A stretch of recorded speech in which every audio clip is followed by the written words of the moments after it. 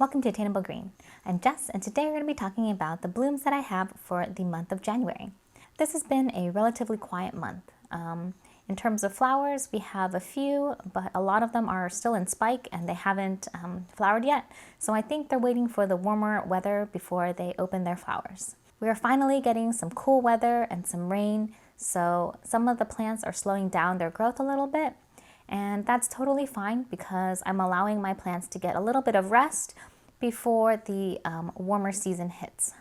This season tends to be a little bit slower, and some of the plants that have flowered around this time last year are a little bit delayed. So I think we're going to see plants, I'll see the plants in flower later in the season. So let's dive right in. The first plant is the Holcostylis pink Yawi. Now this is a compact Vanda type orchid, and it is so stunning with 2 spikes and loads of flowers. Parents are a Holcoglossom hybrid and the Holcostylis gigantea. So you can see a little bit of the gigantea influence in the color of the flowers, which are pink, and a little bit of the spotting. This is still a relatively new addition for me, so I'm just enjoying the flowers for now, and hopefully it will adapt to my environment pretty soon. The next plant is the Oncidium Twinkle Fantasy. Now, this is the last of my twinkles to finally flower, and it is such a spectacular show. There's about 5 growths and 10 spikes on this plant, and it just has so many flowers that it is just so stunning. Flowers themselves are white with a yellow center, giving it kind of a pale golden yellow glow. And the scent is very strong. Because there's so many flowers, the scent is magnified. So this has an amazing vanilla sweet scent that reminds me of sugar cookies, and it's kind of an extension of the holiday season. I have this plant in a self-watering container with some small bark and a little bit of perlite, and it seems to really enjoy it. Once the flowers are done and the new growth starts, I'm going to be repotting this in a bigger pot. A lot of the bulbs are reaching the edge of this pot, and I think it just needs a little bit bigger setup to spread out and grow. This plant is very vigorous and very easy to care for, so I think twinkles are just one of the best starter beginner plants. The next plant is the Laelia Santa Barbara. Now this is a spectacular hybrid, and it's the first time flowering for me. It has 1 long spike with 4 buds. The first flower has finally opened, and the rest will soon follow. The spike is fairly long compared to a typical Catacetum. The flowers just seem to be floating in the air. I'm really loving the colors on these flowers. It has that kind of hot pink hue with coral, and combined it's a very saturated flower. So I'm definitely enjoying this one. I've had this plant for a couple of years now, and last year it tried to bloom, but the spike aborted about halfway. So this is the first year that I've seen these flowers, and they are just absolutely stunning. The next set of blooms are in the Ctsm family, and I am just loving the show this year. I know I'm gonna have several spikes coming soon, but for now I'm gonna show what actually bloomed during this month. So the first one is the Marmodes Gareth crossed with Virgen Valle crossed with Nitty. This particular hybrid has really spotted brown flowers, and the lip is also spotted and it's pink. This one has a classic Mormodia shape, but I didn't actually get to see it in its prime.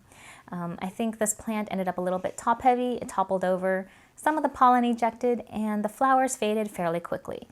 This plant was in bloom for about 10 days, and that's quite short for this particular plant. I know that it can stay in bloom for longer, and I'm hoping that next time I'll be able to capture the flowers in its peak condition so that I can share how stunning it looks in real life.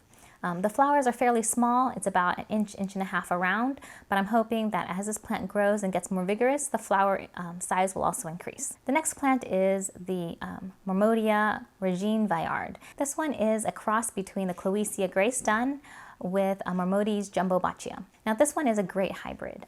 It has these pink mauve colors, and it has this orange throat that gives it very unique interest. The overall shape of the flower is very similar to the Cloecia, and I think the coloring of that has a little bit of the Marmodes parent shining through. This is a very floriferous hybrid. Early in the season, I actually broke the first spike, and instead of it failing, it just continued off from another node and progressed. So now we have that first spike, and I didn't take care of it very well, so it kind of grew right into the media, so the flowers look a little cramped. Not only that, but I decided that I want to put out 2 more spikes, so Those two will be coming soon, and I think we're going to have staggered blooms from this one. So I am really enjoying the display and how floriferous this plant is. It just cannot be stopped, and it just has to flower. So I'm just really enjoying it for now. Now the last plant is the Catacetum Orchidglade crossed with Catacetum tigrinum. This plant has these really lovely spots of kind of burgundy brown on this creamy white background, and it has this pale yellow lip, and I'm loving how stunning this plant looks. It has about 9 flowers. Originally it had 12, but I kind of knocked off some of the buds, so we are left with 9 beautiful flowers. The interesting thing about Catacetums is when they open up, they don't open up quite flat.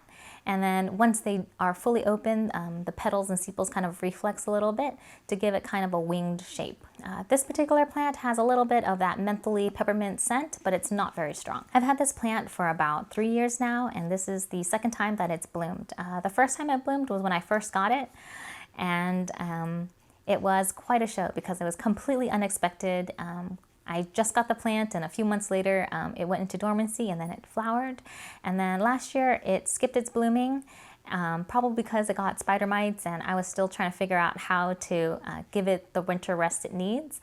But I think this year I've kind of gotten really good at its growing season, and it's adjusted to my environment. So I think this plant is so healthy that it's putting out a great show. This plant is actually potted in a regular sphagnum moss setup. And it still did really well. So I think that sphagnum moss is a very good setup for Catasetums.